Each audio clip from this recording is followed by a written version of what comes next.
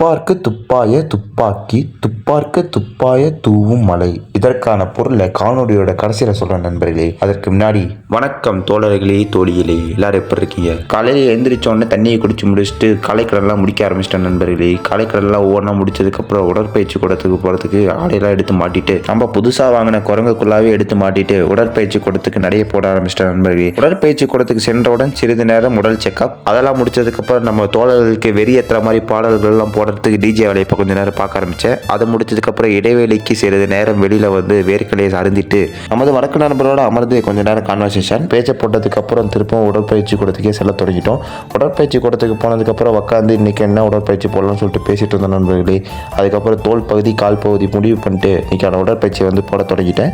இன்றைக்கான உடற்பயிற்சிக்கு 2 வேறுபாடுகள் வித்தியாசமாக சொல்லி கொடுத்தாரு.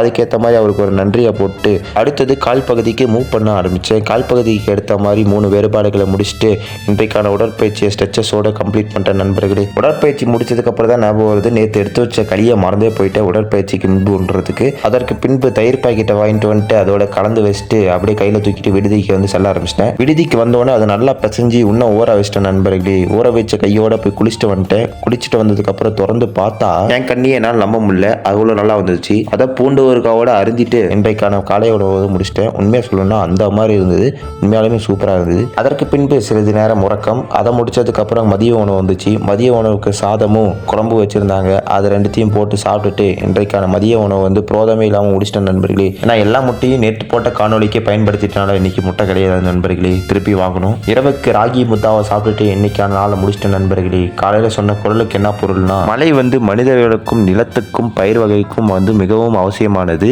அது மட்டும் இல்லை, விவசாயத்துக்கும் பயன்படுது, குடிநீராகவும் வந்து பயன்படுறோம். அதனால அதோட தன்மையை வந்து இன்னும் போற்றி பாடியிருக்காரு நண்பர்களே திருவள்ளுவர். அதுதான் இந்த குரலோட பொருள். மீண்டும் அடுத்த காணொலியில் வேற குரலோட சந்திப்போம். அது வரைக்கும் நன்றி, வணக்கம்.